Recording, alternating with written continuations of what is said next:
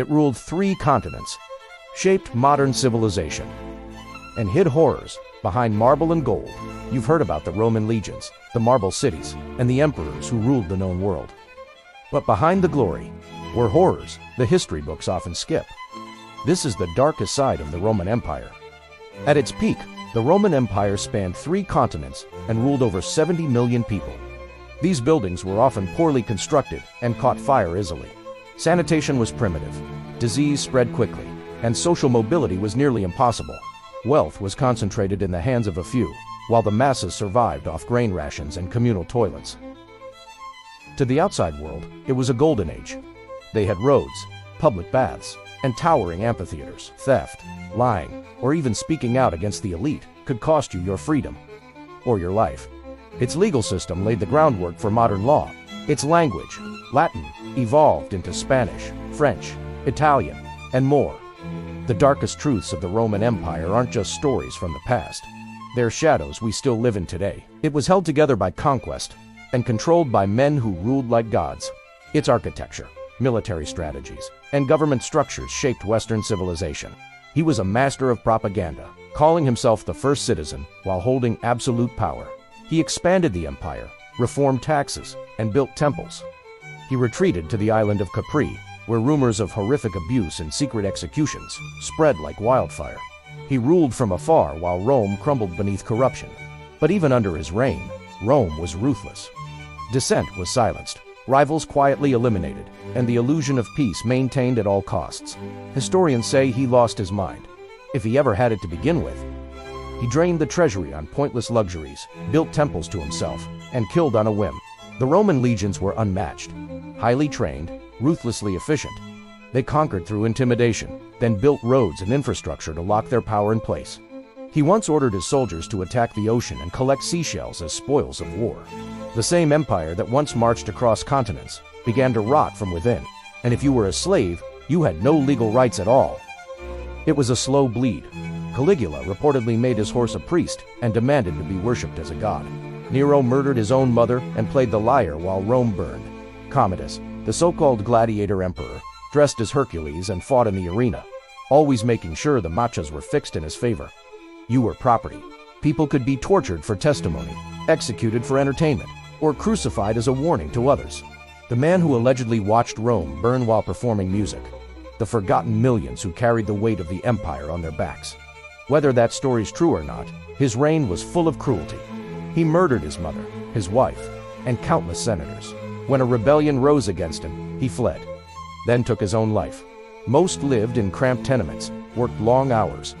As craftsmen, bakers, farmers, or laborers at its peak, over 1/3 of Rome's population were enslaved. They could be beaten, branded, killed, with no consequence to their masters. Rebellions were rare, and when they did happen, the response was brutal. A woman could quietly pull the strings behind a powerful husband. Rome was cruel, but also strangely fluid. And that's what made it so dangerous. It gave people just enough hope to believe in the system, even when the system was built to exploit them. After the revolt led by Spartacus, thousands of slaves were crucified along the Appian Way. A gruesome warning to anyone thinking of rising up. They were prisoners of war, children sold into bondage, or victims of debt. They worked in homes, fields, mines. Some were even teachers and doctors, if educated, and survived on bread, olive oil, and whatever scraps they could afford. Entertainment was free for a reason. It kept people distracted. The arena, the bathhouses, the festivals, they were tools of control as much as they were culture. A culture that silences too many voices, forgets how to adapt. And when the pressure builds, slowly, over generations, it doesn't just collapse. It erodes from the inside. But life for the average Roman, it wasn't exactly the dream. Discipline, hierarchy, control. These weren't side effects. They were the formula. Most people lived in crowded, filthy apartment blocks called insulae. Wealthy women had more influence, especially behind the scenes, like Livia, wife of Augustus, or Agrippa, mother of Nero. But even they were subject to the same invisible chains. Women could be accused of adultery and exiled, their reputations destroyed without trial. Justice in the empire was swift and terrifying. A small crime could land you in prison, a branding pit, or worse. And then, there were the games. Rome's greatest symbol, the Colosseum, was a monument not just to engineering, but to cruelty. Gladiators, most of them slaves or prisoners of war, were forced to fight to the death. Some volunteered for the fame and possible freedom. Most had no choice. Over 500,000 people were killed in these games, along with 1 million animals, all for sport. Executions were sometimes disguised as plays. People were burned, torn apart by animals, or killed in staged battles, cheered on by tens of thousands. The emperors themselves weren't much better. Absolute power bred, absolute madness. So how do we reconcile all this? Why do we still look to Rome with admiration? Because despite its brutality, Rome was undeniably great. Its roads connected an empire and inspired modern infrastructure. Rome was brutal. Rome was brilliant. It collapsed, yes. But its legacy never did. The Roman Empire wasn't just built on roads and ambition. Let's talk about the emperors. Some were brilliant, like Augustus, who brought stability after years of civil war. Then came the darker ones. Tiberius, Augustus' successor, began his rule well, but slowly descended into paranoia. After him came Caligula, then Nero, and yet, despite this madness, the empire endured. How? Through fear, through military might. But there was always a cost. As Rome grew, so did its enemies. The empire became harder to defend. People lost faith in the system. Then came plagues, civil wars, invasions. By the time the Western Roman Empire collapsed in 476 AD, it wasn't a sudden fall. So what are we left with? We remember the marble statues, the art, the law, the architecture. But we forget the fear, the oppression, the madness behind the throne. Rome was more than a civilization. It was a mirror, one that still reflects the darkest parts of power and control. And maybe that's why we're still obsessed with it.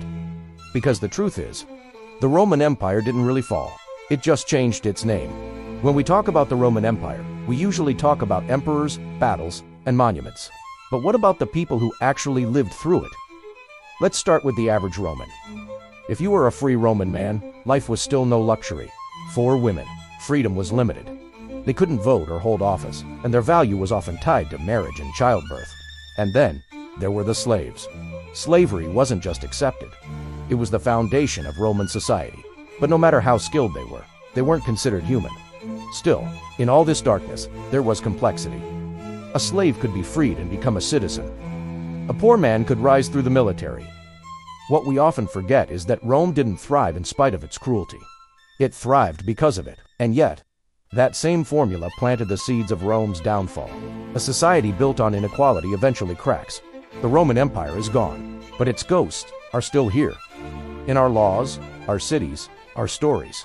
Maybe that's the darkest truth of all. Because the farther we look back at Rome, the more we see ourselves. Thanks for watching. Please comment with your thoughts on the Roman Empire. Was it in fact the most powerful empire of them all?